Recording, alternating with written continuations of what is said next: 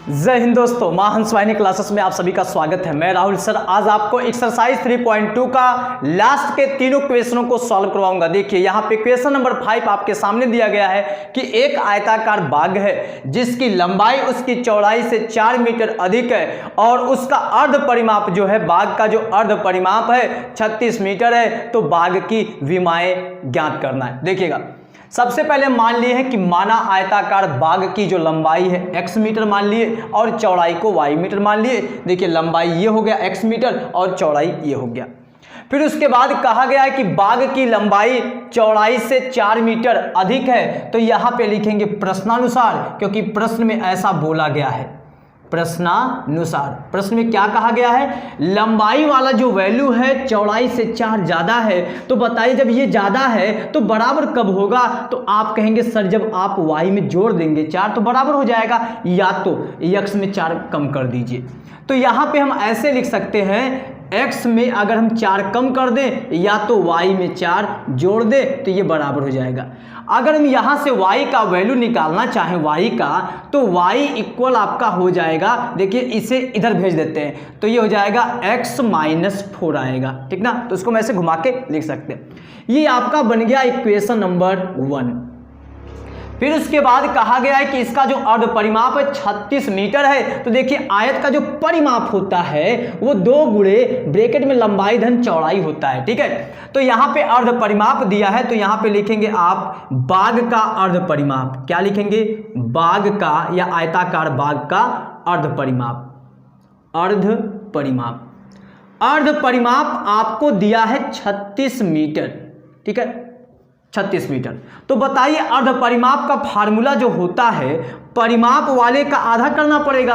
और परिमाप में लंबाई आपका देखिए बाग की लंबाई x है, चौड़ाई y है। अगर आप ऐसे लिखेंगे तब तो परिमाप हो गया, और जब परिमाप का आधा करेंगे तभी ना आपको मिलेगा अर्ध परिमाप। ये अर्ध परिमाप हो गया और इसका वैल्यू 36 दिया है, इसलिए आप यहाँ पे 36 लिखेंगे। ये देखिए 2 से 2 कट गया तो x प्लस y का वैल्यू आ गया आपको 36 मिल गया। यहां से फिर जब आप y निकालेंगे तो y इक्वल हो गया 36 माइनस x। अब इसे आप मान लीजिए समीकरण नंबर 2, ठीक है। जब इसे आप समीकरण नंबर 2 मान लिए, अब देखिए हम इसको हटा देते हैं।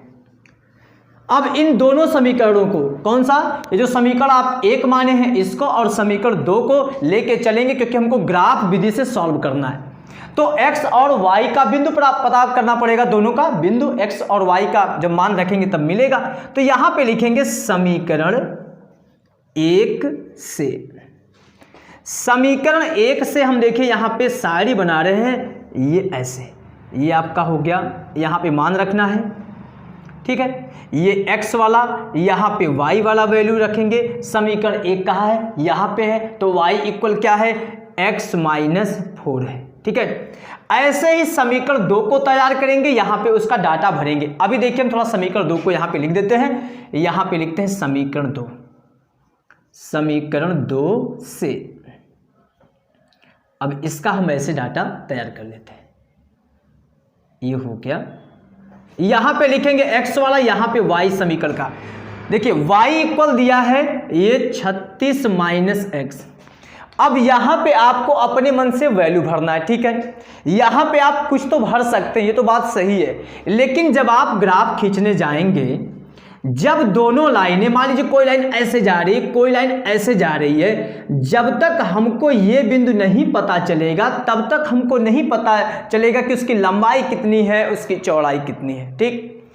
तो एक ऐसा बिंदु पता करना होगा जो दोनों लाइनों पर स्थित हो, ठीक है। मतलब इसमें भी स्थित हो, इसमें भी स्थित हो, मतलब x का मान इसमें भी वही हो, y का वैल्यू मिले कुछ और x के उसी मान पर y का कुछ वैल्यू मिले, ठीक है। तो अब ये वैल्यू पता करने के लिए वो वैल्यू क्या है, सबसे पहले आप किनारे पर चोरी से आप पता कर लीजिए कि y का वैल्यू क्या है, x का वैल्यू क्या है, जिस पे दोनों रेखाएं हमारी मिलेंगी। देखिएगा समीकरण 1 में y इक्वल दिया ना, समीकरण 2 में y इक्वल दिया ना। जब दोनों का लेफ्ट बायां पक्ष बराबर है तो दोनों का राइट वाला वैल्यू बराबर होगा, दायां पक्ष बराबर होगा। तो यहाँ पे आप लिखेंगे, इसका मतलब है आप कहेंगे कि सर x माइनस 4 इक्वल हो जाएगा 36 माइनस एक्स के, और जब इसे आप इधर करेंगे तो x हो जाएगा 2x, इसे उधर करेंगे तो 36 और ये 4 40। इतनी बात क्लियर है ना। 2 को नीचे भेजेंगे तो ये 40 कम हो जाएगा तो हो जाएगा 20 हो गया। x का वैल्यू पता चल गया कि दोनों में x का वैल्यू आप 20 रखिए, ठीक है। अब मान लीजिए y का वैल्यू पता करना है तो y का वैल्यू आप इसी में रख के पता कर सकते हैं। देखिए 20 में से 4 कम करेंगे तो y का वैल्यू 16 होगा। अब ये वैल्यू हम जरूर एक ठो रखेंगे, भले से अदर वैल्यू हम कुछ भी रख ले। चलिए यहाँ पे अगर हम x का वैल्यू 8 रख दिए शुरू में, 8 में जब यहाँ पे x का वैल्यू 8 ले लिए तो 8 में से 4 जाएगा, 4 मिलेगा। लेकिन एक वैल्यू आपको वो रखना है इसलिए ताकि वो बिंदु मिल जाए जहाँ पे दोनों लाइनें कट हो रही हैं। वो बिंदु हमें x का वैल्यू आपको कितना मिला है, वहाँ पे कितना मिला है आपको 20 मिला है। तो यहाँ पे x का वैल्यू 20 रखेंगे और जब 20 में से 4 कम करेंगे 16 हो जाएगा। अब यहाँ पे एक डाटा तो आप कुछ भी रख सकते हैं, लेकिन दूसरा डाटा में आपको 20 रखना पड़ेगा। यहाँ पे मान लीजिए अगर हम, चलिए पहले ही 20 रख देते हैं, 36 में से 20 जाएगा आपको मिलेगा 16। फिर उसके बाद कुछ और वैल्यू रख देते हैं। अगर मान लीजिए आप 18 रखते हैं तो 36 में से 18 कम करेंगे तो 18 आ गया, ठीक है। अब इनसे दोनों बिंदु मिले, इनसे भी 2 बिंदु मिले, इन दोनों बिंदुओं को ग्राफ पेपर पर दिखाएंगे। देखिएगा उससे पहले हम यहाँ पे लिखते हैं बिंदु, इसके बिंदु को मान लेते हैं P Q। बिंदु P क्या दिया है 8,4, Q का वैल्यू हम यहाँ लिख देते हैं Q 20,16 तथा बिंदु 20,16 इसे मान लेते हैं S, और R वाला बिंदु 18,18 को ग्राफ पर प्रदर्शित करने पर अब देखिए हम ग्राफ पर इन बिंदुओं को दिखा के और ग्राफ से सॉल्व करते हैं। ग्राफ पेपर आप लोग निकाल लीजिए और देखिए यहाँ पे हम ग्राफ पेपर बना दिए। इन चारों बिंदुओं को यहाँ पे दिखाना है। यहाँ पे हम 1 2 3 से नहीं चल के बल्कि हम 4 दूना 8, 4 3 12, 4 4 16 मतलब 4 गुना के हिसाब से चले। वजह क्या था, अगर हमको कहीं 20 दिखाना पड़ता, 18 दिखाना पड़ता तो बहुत दूर हो जाता, इसलिए हम 4 के टेबल में चले हैं। चलिए आते हैं पहले बिंदु को दिखाने के लिए। P का वैल्यू दिया है 8 पर 4 दिया है, x का वैल्यू 8 है तो y का वैल्यू 4 है। तो x पे जब आप 8 चलेंगे, बताइए 8 यहाँ पे मिला, y पे 4 यहाँ पे मिला, और ये यहाँ आ रहा है, ये यहाँ आ रहा है, तो यहाँ पे हमारा बिंदु हो जाएगा P वाला। P का निर्देशांक ये हो गया P वाला, P का निर्देशांक है 8,4। उसके बाद Q का निर्देशांक है 20 पर 16 है। देखिए x पर 20 और y पर 16, ये देखिए मिल रहा है यहाँ पर, ठीक है। अच्छा 16 चलना ना, ठीक है ठीक है। x पर 20 और y पर 16, तो यहाँ पे आपको मिल गया बिंदु Q 20,16। उसके बाद जब आप बिंदु S को जाएंगे दिखाने, वो भी 20,16 है, तो इसका मतलब बिंदु S भी आपका यही होगा। यही वजह है कि हम चोरी से उसको पता करते हैं कि वो ऐसा कौन सा बिंदु है जिस पे दोनों लाइनें मिलती हों, क्योंकि अगर आप उसे नहीं पता करेंगे तो आपका सॉल्यूशन नहीं निकल पाएगा। फिर ग्राफ की सहायता से आप पता कर पाएंगे कि जहां पे दोनों मिल रही है तो अनुमानता आप बता पाएंगे लगभग ये हमारा वैल्यू हो सकता है। लेकिन इस तरीके से क्या है, आपका एकदम एग्जैक्ट वैल्यू मिलेगा। फिर अब R का वैल्यू देखिए 18 पर 18। अब बताइए ये देखिए 16 है, ये 20 मतलब ये 16 और ये 20, इसके बीच में बताइए 17 होगा, 18 होगा, 18 बीचों बीच होगा ना, फिर 19 होगा, फिर यहाँ 20 होगा ना।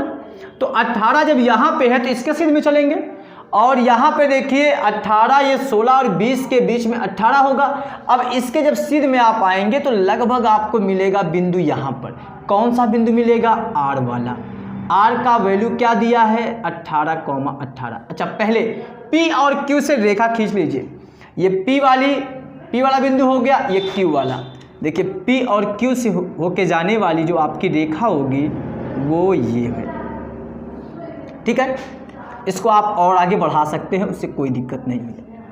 ये हो गई आपकी जो पहला समीकरण आपको मिला है उससे जो रेखा जा रही है ग्राफ पे दिखा दिए। और ये देखिए दूसरे समीकरण से ये जो रेखा ग्राफ पे बन रही है ये है।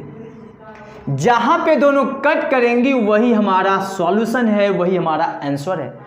उसमें जो x वाला है 20 दिया है और y वाला 16 दिया है। अब आप यहाँ पे देखिए आयताकार बाग की लंबाई आपने x माना था, इसका मतलब है लंबाई आपका हो जाएगा 20 मीटर।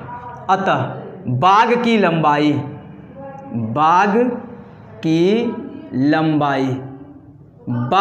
लंबाई x का वैल्यू हो गया आपका 20 मीटर ना, तथा चौड़ाई y इक्वल हो गया कितना है 16 मीटर होगा, ठीक है। अब चलते हैं नेक्स्ट क्वेश्चन पर, 6 नंबर पर।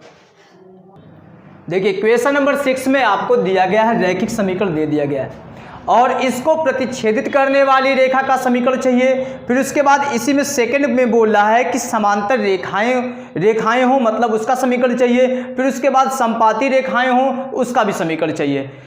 ये मान लीजिए कोई रेखा है ऐसे, इसको प्रतिच्छेदित करने वाली रेखाओं का समीकरण चाहिए। अब बताइए अगर दो रेखाएं प्रतिच्छेदित करती है तो उसका एक रिलेशन हम आपको बताए थे, a1/a2 बराबर नहीं होता है b1/b2 के। फिर दूसरा कंडीशन था कि इसी रेखा के समांतर रेखा का समीकरण चाहिए और फिर इसी के संपाती का मतलब इसी से होके जाने वाली रेखा का समीकरण चाहिए। अब देखिए कैसे पता करेंगे। सबसे पहले आप लिखेंगे यहाँ पे 6 का फर्स्ट पॉइंट में ये है, पहला क्वेश्चन ये है 6 का पहला वाला, प्रतिच्छेदित करती हुई, मतलब प्रतिच्छेदित वाला पहले समीकरण चाहिए। तो यहाँ पे लिखेंगे यदि रेखाएं प्रतिच्छेदित करती हैं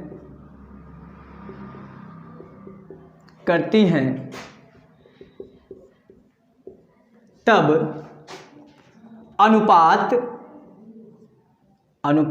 किसका अनुपात, जो अचर का अनुपात होता है a1/a2, ये बराबर नहीं होना चाहिए b1/b2 के, तब प्रतिच्छेदित की कंडीशन होती है।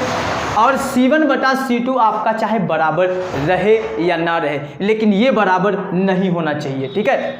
अब यहाँ पे जो रेखा दिया है उसका प्रतिच्छेदित रेखा जो बनेगा, देखिए अतः रेखा 2x + 3y - 8 = 0 को प्रतिच्छेदित करने वाली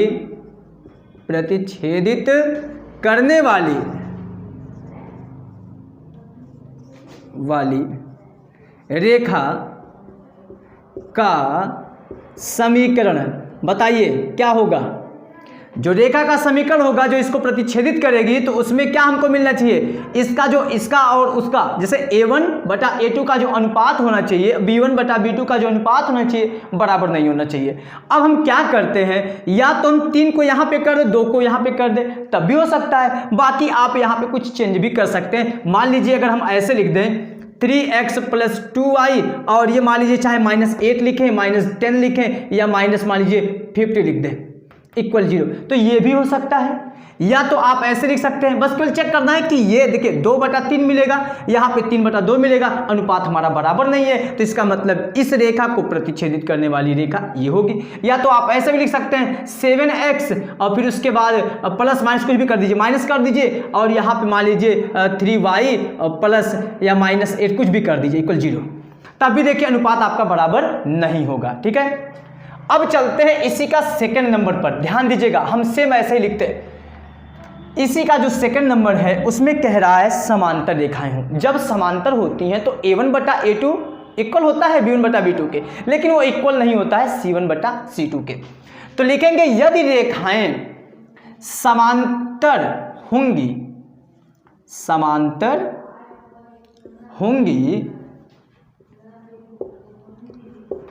तब अनुपात ये जो आपका होता है a1 बटा a2 बराबर होता है b1 बटा b2 के, लेकिन ये बराबर नहीं होना चाहिए c1 बटा c2 के।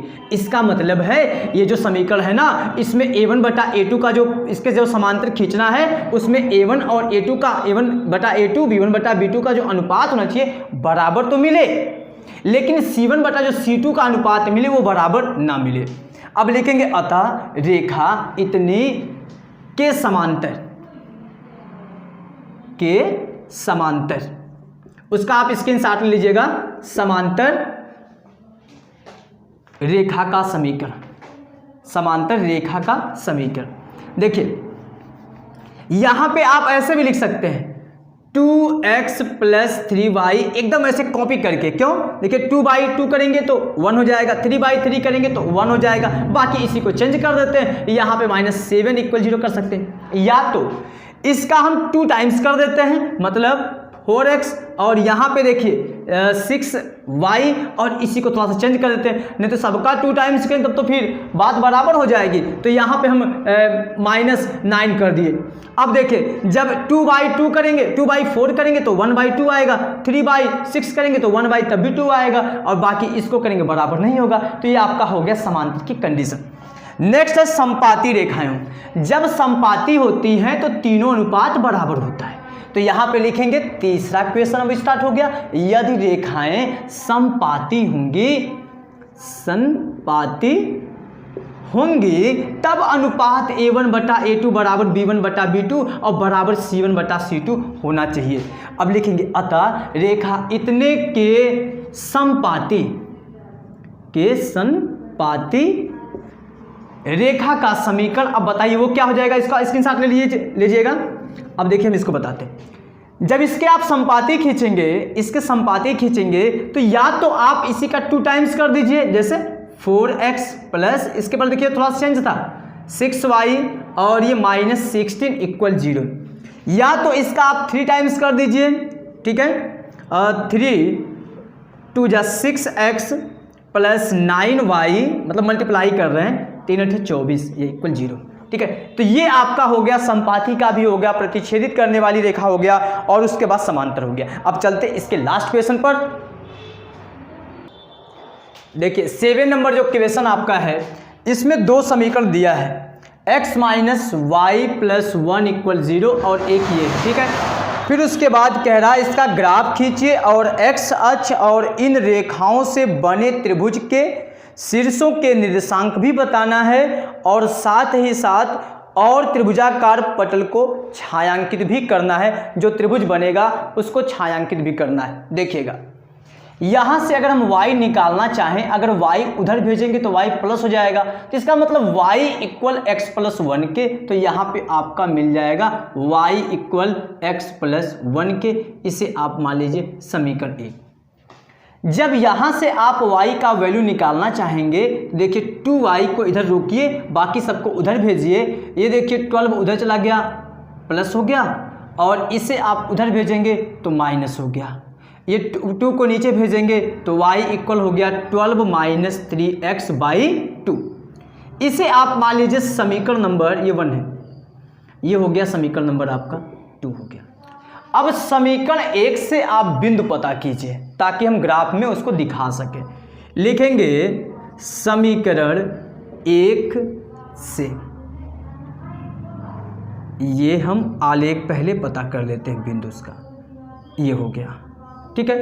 यहाँ पे x का डाटा लिखेंगे और इधर y वाला डाटा लिखेंगे, प्राप्त करेंगे x से। यहाँ पे देखिए y का वैल्यू समीकरण 1 से मिल रहा है कि x + 1, ठीक है। अगर आप x का वैल्यू अगर आप मान लीजिए 0 रख दिए, ठीक है, तो y का वैल्यू आपको मिलेगा। देखिए यहाँ पे x का वैल्यू 0 रखेंगे तो y का वैल्यू आपका हो जाएगा 1, और एक ऐसा वैल्यू रखना पड़ेगा आपको ताकि ये पता चल जाए कि दोनों रेखाएं कहाँ कट कर रही हैं। और अभी हम बताएं इससे पहले वाले क्वेश्चन नंबर 5 में कि अगर ये बिंदु आपको पता करना है तो सबसे पहले दोनों समीकरणों का जो y बराबर है उसको चोरी से आप कहीं पे सॉल्व कर लीजिए। देखिए जैसे y बराबर ये है, y बराबर ये ना, ये बराबर इसके हो जाएगा। जब बायां पक्ष बराबर है दायां पक्ष बराबर हो जाएगा। ये हो गया 12 माइनस 3x/2 है।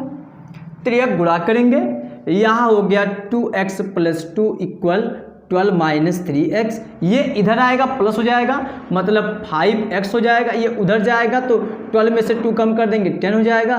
x इक्वल 10/5 करेंगे तो कट जाएगा, ये आ गया 2। इसका मतलब एक वैल्यू आपको x इक्वल 2 दोनों समीकरणों में रखना है। x इक्वल 2 रख देते हैं।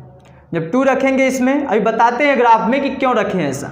2 + 1 आपका हो गया 3, ठीक है। अब यहाँ से समीकरण 2 का आलेख खींचते हैं। लिखेंगे समीकरण 2 से उसका आलेख खींच लिया। ध्यान दीजिएगा, एक इसमें भी डाटा x इक्वल 2 रहेगा, यहाँ पे x वाला, y का वैल्यू देखिए समीकरण 2 का है 12 माइनस 3x/2। x का वैल्यू अगर आप 0 लेते हैं या मान लीजिए कोई वैल्यू लेते हैं, अगर हम यहाँ पे 4 रख देते हैं, 4 3 = 12, चलिए 4 रख लीजिए, देख लीजिए 4 3 = 12 हो गया, 12 में से 12 गया 0 हो गया, 0/2 तो 0 आ गया। फिर उसके बाद एक वैल्यू आपको ये रखना है x इक्वल 2 पर। देखिए 3 2 = 6 और 12 में से 6 गया 6/2 कितना हो गया 3। देखिए 2 पर ये भी 3 दिया, 2 पर ये भी 3 दिया, मतलब एक डाटा दोनों में मिलना चाहिए, क्योंकि ये जो बिंदु है इन्हीं पे दोनों बिंदुओं पे रेखाएं मिलेंगी। अब इसका हम ग्राफ खींचते हैं, इसका कोई काम नहीं है, बस कुल पता कर लिए, ठीक है। अब इसका हम ग्राफ खींचते हैं। आप ग्राफ पेपर निकाल लीजिए। अब आप अपना ग्राफ पेपर निकालिए। देखिए ग्राफ पेपर में यहाँ पे देखिए जो बिंदु हम निकाले हैं, 0 पर 1 दिए हैं, 2 पर 3, यहाँ पे देखिए लिखे समीकरण 1 से प्राप्त बिंदु, 0 पर 1, 2 पर 3, फिर उसके बाद समीकरण 2 से प्राप्त बिंदु ये है 4 पर 0 और 2 पर 3, ये है ना। इसको हमें ग्राफ पे दिखाना है तो लिखेंगे ग्राफ पर निरूपित करने पर, प्राप्त बिंदु को ग्राफ पर निरूपित करने पर। अब आप ग्राफ में देखिएगा, पहले हम दिखाते हैं P को, 0 पर 1 है, x पे चलना ही नहीं है और y पे 1 चलना है, यही ना है, तो यहाँ पे हमको मिलेगा प्लस में, तो ये हमें मिला बिंदु P यहाँ पे 0 पर 1, ठीक है। उसके बाद Q वाला वैल्यू है 2 पर 3, x पे 2 चलना है प्लस दिशा में और y पर 3 चलना है, देखिए 1 2 3 खाना, तो यहाँ पे आपको मिलेगा ये, यहाँ पे आपका हो गया बिंदु Q 2,3 यहाँ पे, ठीक है। अब इससे जो रेखा आपकी तैयार होगी वो देखिए रेखा ये है, हम यहाँ पे रेखा ऐसे खींच देते हैं और आप ये देख रहे हैं ये जो रेखा जा रही है -1 से जा रही है, ठीक है। अब उसके बाद दूसरा समीकरण से जो बिंदु मिला है उसको दिखाइए, 4 पर 0, x पे 4 चलना है और y पे चलना ही नहीं है, तभी ना 4,0 मिलेगा, यहाँ पे आपका हो गया बिंदु R। उसके बाद s का वैल्यू 2,3, देखिए यहीं पे होगा, इसीलिए तो हम उसको चोरी से ऐसा निकाले हैं, नहीं तो होता क्या, ये समीकरण पता नहीं कहाँ कट करता और आप उसको बता नहीं पाते, इसलिए आपको ऐसा करना पड़ेगा। हाँ, अगर आप ग्राफ पेपर का यूज अगर सही से करेंगे तो वो भी पता चल जाएगा कि वो लाइनें कहाँ कट करती हैं, ठीक है। तो एक बिंदु देखिए त्रिभुज बनने वाला यही है, त्रिभुज का एक बिंदु ये हो गया, एक बिंदु ये हो जाएगा, देखिए इसका निशान क्या हो जाएगा, तो -1,0 हो जाएगा और एक बिंदु ये हो जाएगा, इसको छायांकित भी करना है तो ये देखिए इसका हो गया छायांकित, ठीक है, इसको छायांकित भी करना है तो ये हम कर दिए इसको छायांकित, ठीक है। अब कहेंगे इसके नीचे लिखेंगे, ठीक है, इसके नीचे लिखेंगे अतः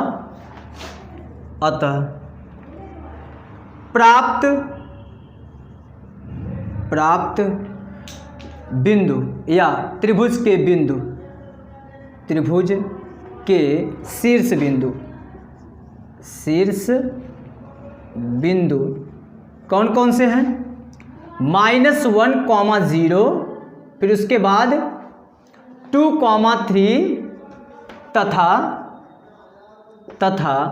4,0 होगा, ठीक है, इतनी बात क्लियर ना।